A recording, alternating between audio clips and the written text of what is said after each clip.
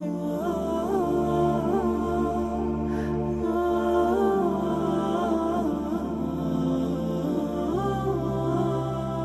صاحب آپ فرما رہے تھے کہ جھوٹ بھی بولا جا رہا ہے، وظائف بھی کیے جا رہے ہیں، نگاہ کی خیانت بھی جاری ہے اور پڑھائیاں بھی ہو رہی ہیں اور لمبے لمبے وظائف کیے جا رہے ہیں اور فجر کی نماز چھوڑی جا رہی ہے، تو یہ گوبر اور مکھن ملا کے کیسے معاملات ٹھیک ہو سکتے ہیں؟ یہ تو ٹھیک نہیں ہو سکتے۔ کچھ لوگ آپ کے پاس آتے ہیں، ابھی آپ بتا رہے تھے جیسے آپ نے ایک صاحب سے کہا کہ بھائی کسی کا حق تو نہیں آپ کی طرف ہے، اسے یاد آیا تو پھر بھاگ کھڑا ہوا، اور بھی تو لوگ آپ کے پاس سینکڑوں بہت جو بھی آتا ہے سب سے پہلے میں اس سے نماز کا پوچھتا ہوں، پھر اس کو میں بولتا ہوں دیکھیں آپ اپنے معاملات کو دیکھیں، میرے پاس بڑے بڑے ہماری جماعت کے بزرگ آئے، ایک فرمانے لگے سلفی صاحب میں بعض اوقات نا 5 سے 6 مرتبہ سورہ بقرہ پڑھ لیتا ہوں، بہت میرے محترم ہیں، تو میں نے بولا میرے بھائی یہ علاج نہیں ہے، تجھے تو آتا ہے قرآن پڑھنا، میں عام بات کرتا ہوں جس کو اعوذ باللہ بھی نہیں پڑھنی آتی، وہ اس سے بڑے مسائل میں ہے، تو یہ لمبی پڑھائیوں سے جن نہیں جاتا نہ جادو ٹوٹتا ہے، یہ تو ہے کہ جیسے امام مالک رحمۃ اللہ یا امام شافعی رحمۃ اللہ علیہ کا غالباً ایک اپنے شاگرد سے سوال ہے کہ تو بتا اگر ریوڑ کا کتا تیرے پیچھے پڑ جائے تو کیسے بچے گا اس سے؟ تو وہ بیچارہ ادھر کی جو اس کی سمجھ تھی کہنے لگے، فرمایا نہیں تو کتے کے مالک کی طرف رجوع کرے گا، وہ دور سے اس کو ششت کرے گا، وہ بیٹھ جائے گا۔ اللہ اکبر، واہ واہ۔ جب شیطان تیرے پہ حملہ کرے گا وَإِمَّا يَنزَغَنَّكَ مِنَ الشَّيْطَانِ نَزْغٌ فَاسْتَعِذْ بِاللَّهِ إِنَّهُ وَهُوَ السَّمِيعُ الْعَلِيمُ۔ اب تو اس کی پناہ میں کیسے آئے گا جیسے تجھے محمد صلی اللہ علیہ وسلم نے فرمایا، اب محمد صلی اللہ علیہ وسلم تو فرمایا کہ تو یہ کر شیطان دور ہو جاتا ہے،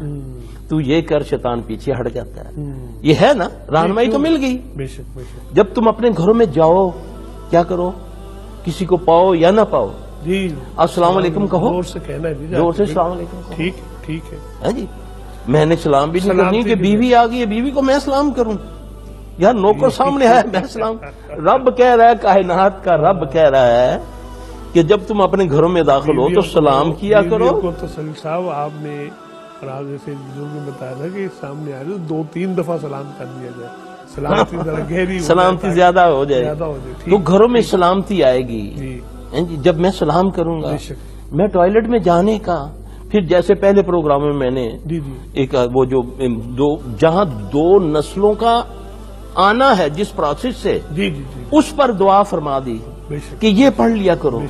ٹھیک ہے، اور اس پر گارنٹی دے دی کہ جب تک اگر وہ جنس اس وقت اس کی وہ بنیاد رکھی گئی،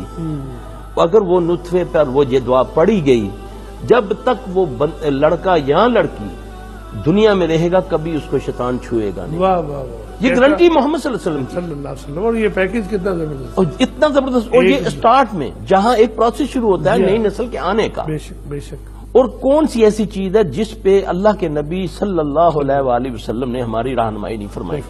اللہ کے نبی صلی اللہ علیہ وسلم کے پاس ایک صحابی آتا ہے،